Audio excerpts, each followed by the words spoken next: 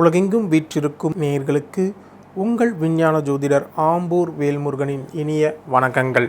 நேயர்கள் அனைவர்களுக்கும் இனிய புத்தாண்டு நல்வாழ்த்துக்கள். நம்ம இந்த ஜோதிட நிகழ்ச்சியில் புத்தாண்டு ராசி பலன்கள் ஒவ்வொரு ராசினருக்கும் எப்படி இருக்கும் அப்படின்னு பார்க்கலாம். அதற்கு முன்னாடி இந்த புத்தாண்டால் இந்த உலகியல் ஜோதிடப்படி இந்த என்னென்ன நடக்க வாய்ப்புகள் இருக்குது அப்படின்றதையும் நம்ம பார்க்கலாம். கடந்த வருடம் புத்தாண்டு ராசி பலன்களில் நம்ம சில யூடியூப் சேனல் மற்றும் சில டிவிகளில் நம்ம ஏற்கனவே சொன்ன மாதிரி விமான விபத்துக்கள், அப்புறம் இந்த கொரோனாவுடைய தாக்கம், அப்புறம் சென்னை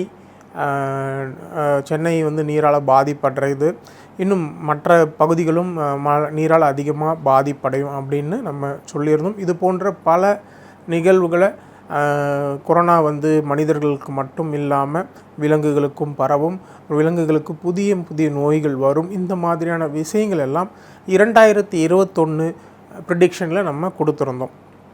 அதே மாதிரியான விஷயங்கள் கடந்த வருடம் நம்ம என்னென்ன மாதிரியான ப்ரிடிக்ஷன்லாம் கொடுத்துருந்தோமோ அதில் 90% மேலாக அனைத்து ப்ரிடிக்ஷன்களும் அப்படியே நடந்தன.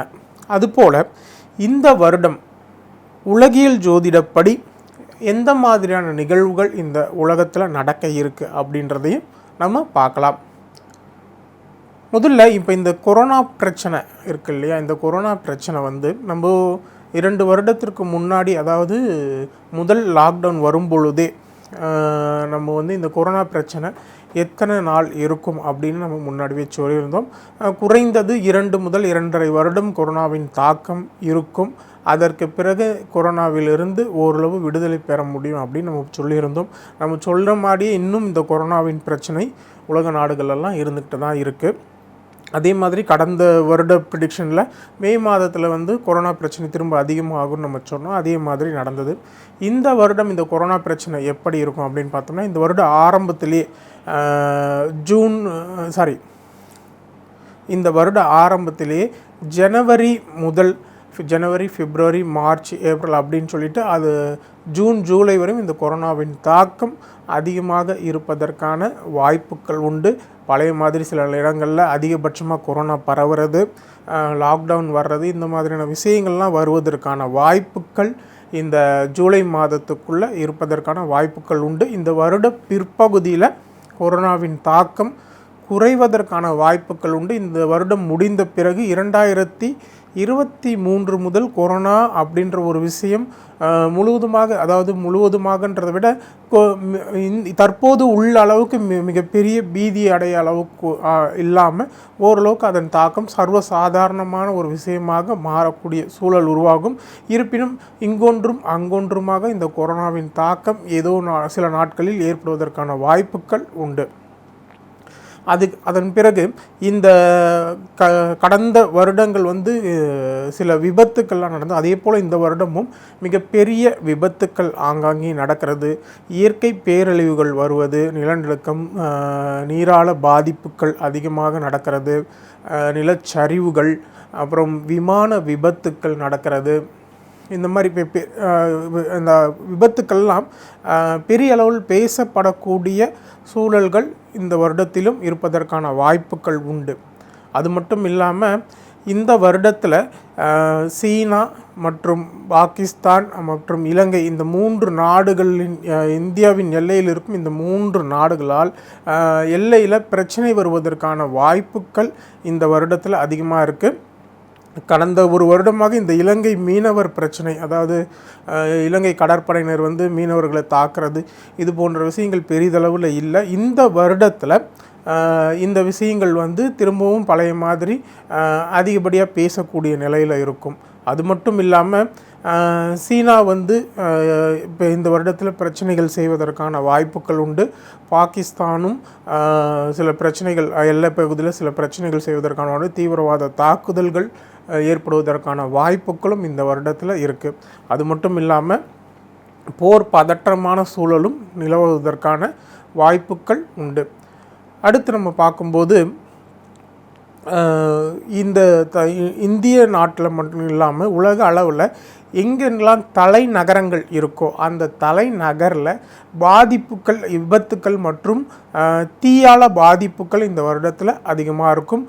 இப்போ கடந்த வருடம் நீரால பாதிப்புகள் அதிகமாக இருந்த மாதிரி இந்த வருடத்தில் வந்து தீயால பாதிப்புகள் அதிகரிப்பதற்கான வாய்ப்புகள் உண்டு. அதே நேரத்தில் தொழிற்சாலைகளில் தீ விபத்துக்கள் நடக்கிறது, தொழிற்சாலைகளில் விபத்துக்கள் நடக்கிறது, அப்புறம் பூமிக்கு அடியில் இருக்கிற சுரங்க தொழிலில் பிரச்சனைகள் வருவது, அங்கே விபத்துக்கள் நடப்பதற்கான வாய்ப்புகள் மற்றும் ஆலயங்களில் கும்பாபிஷேகத்தின் நேரத்தில் வந்து தீப்பிடிக்கிறது, இந்த மாதிரியான விஷயங்கள்லாம் இந்த வருடத்தில் நடப்பதற்கான வாய்ப்புகள் மிக மிக அதிகமாக இருக்குது. அதனால் வந்து குறிப்பிட்ட, அதாவது இந்த மே, ஜூன், ஜூலை, ஆகஸ்ட், செப்டம்பர் இந்த மாதத்தில் வந்து ஆலயங்களில் கும்பாபிஷேகம் அந்த மாதிரியான விஷயங்களை தவிர்க்கிறது நல்லது. அப்படியே நடத்தினாலும் அதில் அந்த விஷயங்களில் நீங்கள் மிகவும் பாதுகாப்பாக அந்த விஷயங்களை நடத்துவது மிக மிக நல்லது. ஆலய விஷயங்கள், வழிபாடுகள் நேரத்திலையும் ஆலய பாதுகாப்பை மிக முக்கியமான ஒரு விஷயமாக இருக்க வேண்டியது அவசியமாக இருக்குது. அடுத்து உலக தலைவர்களுக்கு இந்த வருடத்தில் ஏதேனும் பாதிப்புகள், அதாவது முக்கிய நாட்டின் அதிபர்கள் இந்த மாதிரியான இருக்கிற நிலையில் இருக்கிறவங்களுக்கு ஒரு கண்டம், அதாவது உயிருக்கு ஆபத்தான நிலை இந்த வருடத்தில் ஏதேனும் ஒருவருக்கு உருவாவதற்கான வாய்ப்புகள் உண்டு. அதே நேரத்தில் இராணுவத்துறையில் இருக்கிறவங்களுக்கும் காவல்துறையில் இருக்கிறவங்களுக்கும் இந்த வருடம் கொஞ்சம் கடினமான காலகட்டமாகவும், அவர்கள் விமர்சனத்துக்குள்ளாவது, அவர்களால் பிரச்சனைகள் உருவாகுவது, அது வந்து ஒரு பேசு பொருளாக மாறக்கூடிய சூழல் உருவாகும். அதே நேரத்தில் விளையாட்டுத்துறையில் இருக்கிறவங்களுக்கும் இந்த காலகட்டத்தில் கொஞ்சம் கவனமாக இருக்க வேண்டியது அவசியம். அவர்களுக்கும் பிரச்சனைகள் வருவதற்கான வாய்ப்புகள் மிக மிக அதிகமாக இருக்குது. அடுத்து நிதித்துறை நிறுவனங்கள் வந்து இந்த வருடத்தில் அதிகப்படியாக பாதிப்பு அடையக்கூடியதாக இருக்கும். நிதித்துறை நிறுவனங்கள், அதாவது வந்து ஃபைனான்ஸ் அந்த மாதிரி அவங்க வந்து சீட்டு கம்பெனி இந்த மாதிரி விஷயங்கள்லாம் வந்து நடத்தி அதன் மூலம் வந்து அவர்கள் அதில் ஏதேனும் தவறுகள் செய்து அது வந்து பிரச்சனைக்கு உருவாவதற்கான வாய்ப்புகள் உண்டு.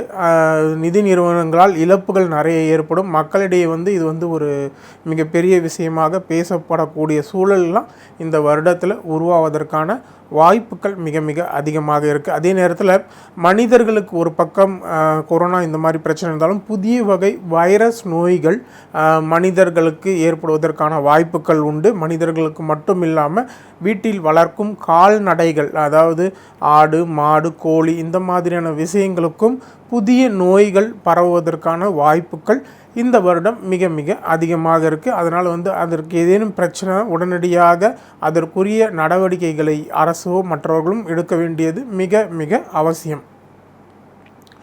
இந்த வருடமும் கடந்த வருடம் போல நீரால பாதிப்புகள் உண்டு. மழைநீர்.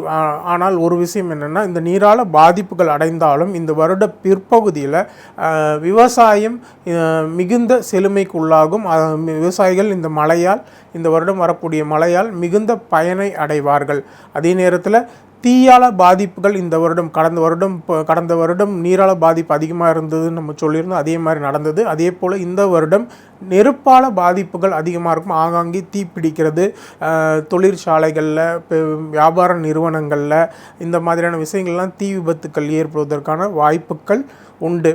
அதனால் வந்து முக்கியமாக இந்த தமிழகத்தில் வேலூர், விழுப்புரம், திருவண்ணாமலை இந்த பகுதிகளில் தீ விபத்துக்கள் அதிகமாக நடப்பதற்கான வாய்ப்புகள் உண்டு. பொதுவாக இந்த வருடத்தில் சில பிரச்சனைகள் இருந்தாலும் இந்த வருட பிற்பகுதியில் ஒரு பொருளாதார நிலையில் ஒரு நல்ல மாற்றமும் முன்னேற்றமும் ஏற்படும்.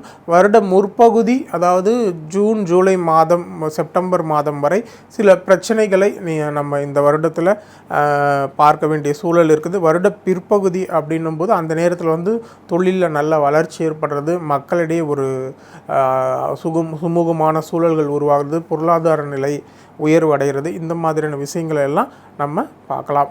மகரம், உத்திராடம் 2, 3, 4ஆம் பாதம், திருவோணம், அவிட்டம் 1, 2ஆம் பாதம் ஆகிய நட்சத்திரங்கள் உள்ளடக்கி தான் மகர ராசி. பொதுவாகவே இந்த மகர ராசிக்காரங்க நினைத்ததை சாதிக்க கடின உழைப்பே இவர்களுடைய வெற்றிக்கு உறுதுணையாகும். இந்த மகர ராசிக்காரர்களுக்கு கடந்த ஒரு 3.5 வருடமாக 7.5 சனியின் தாக்கத்தால் வாழ்க்கையில் பல கஷ்ட நஷ்டங்களையும் பிரச்சனைகளையும் தடைகளையும் சந்தித்து கொண்டிருக்காங்க. இருப்பினும் கடந்த ஒரு 2 வருடமாக அதன் தாக்கம் மிகுந்த அதிகமாக இருக்குது. தேவையற்ற வீண் விரயங்கள், மன விரக்தி, டென்ஷன், எதிலும் பிரச்சனை, இது போன்ற பல கஷ்ட நஷ்டங்களை கடந்த காலங்களில் அனுபவிச்சிட்ருக்காங்க.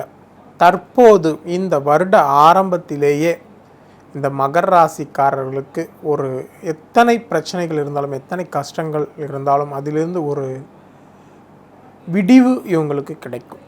எல்லா வகையிலுமே ஒரு நல்ல மாற்றம், மன மகிழ்ச்சி தரக்கூடிய விஷயங்கள் எல்லாம் இவங்களுக்கு நடக்கும். குடும்பத்தில் நல்ல மகிழ்ச்சியான சூழல் உருவாகும். பொருளாதார நிலையில் ஒரு நல்ல மாற்றமும் முன்னேற்றமும் ஏற்படும். இவர்களுடைய பேச்சுக்கு மதிப்பு மரியாதை உயரும். விலகி சென்ற உறவுகள் எல்லாம் இந்த காலகட்டத்தில் விரும்பி வருவாங்க. திருமண முயற்சிகள் எல்லாம் கைகூடும். குழந்தை பாக்கியத்துக்கு முயற்சி பண்ணிட்டு இருக்கிறவங்களுக்கு குழந்தை பாக்கியம் கிடைக்கக்கூடிய காலகட்டமாக இருக்கும். இது போன்ற பல நற்பலன்கள் இந்த காலகட்டத்தில் இவங்களுக்கு ஏற்படும். நீண்ட நாளாக வேலைக்கு முயற்சி பண்ணிட்டு இருக்கிறவங்களுக்கு இந்த காலகட்டத்தில் வேலை கிடைப்பதற்கான வாய்ப்புகள் உண்டு. வேலையில் ஒரு நல்ல மாற்றமும் முன்னேற்றமும் ஏற்படக்கூடியதாக இருக்கும். வங்கி கடனுக்கு முயற்சி பண்ணிட்டு இருக்கிறவங்களுக்கு இந்த காலகட்டத்தில் வங்கி கடன் கிடைப்பதற்கான வாய்ப்புகள் உண்டு. வெளியில் கொடுத்த பணம், நீண்ட நாளாக வர வேண்டிய பணம் தற்போது உங்களுக்கு கிடைப்பதற்கான வாய்ப்புகளும் உண்டு. அது மட்டும் இல்லாமல் எதிர்பாராத அதிர்ஷ்டமும் தனவரவும் உங்களுக்கு ஏற்படும். தொழில் உத்தியோகத்தில் ஒரு நல்ல முன்னேற்றம் கிடைக்கக்கூடிய வருடமாக இந்த வருட முற்பகுதி உங்களுக்கு அமையப்போகுது. ஏப்ரல் மாதம் வரை.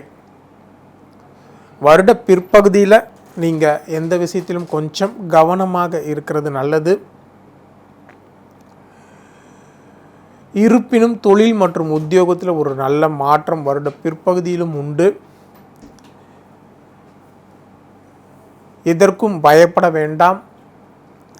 எதிலும் தைரியத்தோடவும் தன்னம்பிக்கையோடவும் செயல்படணும். வருட பிற்பகுதியில் எடுக்கும் முயற்சிகளில் சின்ன சின்ன தடைகள் வந்தாலும் நீங்கள் விடாமுயற்சியால் மட்டுமே வெற்றி பெற முடியும். உடன்பிறப்புகளால் சின்ன மனக்கசப்புகள் வந்து சரியாகும். இருப்பினும் வெளியூர் பயணங்கள் உங்களுக்கு வருட பிற்பகுதியில் நன்மையை ஏற்படுத்தி தரும். புதிய தங்க நகை ஆபரணங்கள் சேர்க்கையெல்லாம் உருவாகும். இந்த மகர ராசிக்காரர்களுக்கு இந்த வருட முற்பகுதி மிகுந்த யோக பலன்களை தரக்கூடியதாக இருக்கும். வருட பிற்பகுதி சில பிரச்சனைகளை தர வாய்ப்பு இருக்கிறதுனால கொஞ்சம் அந்த காலகட்டத்தில் நீங்கள் கவனமாக இருக்கணும். ஏன்னா நமக்கு இந்த 7.5 சனியோட தாக்கம் இருக்கிறதுனால கொஞ்சம் எதிலுமே விழிப்புணர்வோடு செயல்படணும். எடுக்கக்கூடிய முடிவுகளை கவனமாக இருக்கணும். எந்த விஷயமே இது நமக்கு சாதகமாக அவசரப்பட்டு எந்த விஷயத்தையும் செய்யாமல் இது சாதகமாக பாதகமாக என்பதை சிந்தித்து நீங்கள் செயல்படுறது நல்லது. இந்த மகர ராசிக்காரர்களுக்கு வியாபாரிகளுக்கு வியாபாரத்தில் இந்த காலகட்டத்தில் வருடம் முற்பகுதியில் நல்ல மாற்றமும் முன்னேற்றமும் ஏற்படும். வியாபாரம் அதிகரிக்கக்கூடிய வாய்ப்புகள் உண்டு. அதன் மூலம் தன சேர்க்கை உண்டு. கூட்டாளிகளால் ஆதாயம் உண்டு. புதிய வியாபார முயற்சிகள் கூட இந்த காலகட்டத்தில் கைகூடும். உத்தியோகத்தில் இருக்கிறவங்களுக்கு உயரதிகாரிகள் மற்றும் சக ஊழியர்கள் உங்களுக்கு சாதகமாக மாறுவாங்க. பதவி உயர்வு, ஊதிய உயர்வு கிடைக்கும். உங்களை நம்பி புதிய பொறுப்புகளை கொடுப்பாங்க. உங்களுடைய திறமையை வெளிப்படுத்த நல்ல வாய்ப்புகள் கிடைக்கும். அதன் மூலம் மற்றவர்களின் பாராட்டை பெறுவீங்க. வருட பிற்பகுதியில் கொஞ்சம் இதிலும் கவனமாக செயல்படுவது நல்லது. அரசியல்வாதிகளுக்கு வருட முற்பகுதியில் தலைமை உங்களுக்கு சாதகமாக மாறுவாங்க. சகாக்கள் உங்களுக்கு உறுதுணையாக இருப்பாங்க. மக்களிடையே பிரபலமாவீங்க. உங்கள் செயல்கள் பாராட்டப்படக்கூடியதாக இருக்கும். வருட பிற்பகுதியில் கொஞ்சம் கவனமாக இருக்கிறது நல்லது. கலைத்துறையில் இருக்கிறவங்களுக்கு புதிய வாய்ப்புகள் எல்லாம் தேடி வரும். வருடம் ஒரு பகுதியில் உங்கள் பொருளாதார நிலை உயரும். உங்கள் திறமையை வெளிப்படுத்த நல்ல வாய்ப்புகள் கிடைத்து அதன் மூலம் நீங்கள் புகழ் பெறுவீங்க. அதிர்ஷ்ட வாய்ப்புகளும் உண்டு. வருட பிற்பகுதியில் கொஞ்சம் கவனமாக இருக்கிறது நல்லது. வாய்ப்புகளை சரியாக பயன்படுத்தி கொள்ளுங்க. அடுத்து மாணவர்களுக்கு வருடம் முற்பகுதியில் படிப்பில் ஆர்வம் அதிகரிக்கும். உங்களுடைய செயல்பாடுகளால் வெற்றி பெறுவீங்க. ஆசிரியர்கள் பெற்றோர்கள் உங்களுக்கு சாதகமாக இருப்பாங்க. நல்ல நண்பர்கள் கிடைப்பாங்க. வருட பிற்பகுதியில் விடாமுயற்சியால் மட்டுமே நீங்கள் வெற்றி பெற முடியும். இந்த மகர ராசிக்காரர்களுக்கு உங்கள் ராசிக்குரிய சிறந்த பரிகாரம் அப்படின்னு பார்த்தோம்னா, குச்சனூரில் இருக்கிற சனி பகவானை நீங்கள் ஒரு சனிக்கிழமையில் சென்று வழிபடுவது உங்கள் ராசிக்குரிய சிறந்த பரிகாரமாக அமைந்து உங்கள் வாழ்வில் அனைத்து சுபிட்சங்களையும் ஏற்படுத்தி தரும். மீண்டும் அடுத்த ஜோதிட நிகழ்ச்சியில் உங்களை சந்திக்கும் வரை உங்களிடமிருந்து விடைபெறுவது உங்கள் விஞ்ஞான ஜோதிடர் ஆம்பூர் வேல்முருகன். நன்றி, வணக்கம். ஸ்ரீ குபேரன் டிவியை பார்த்தமைக்கு நன்றிகள். மேலும் இது போன்ற தகவல்களை தெரிந்து கொள்ள ஸ்ரீ குபேரன் டிவியை சப்ஸ்கிரைப் செய்யுங்கள். மறக்காமல் பெல் ஐக்கானை கிளிக் செய்யுங்கள்.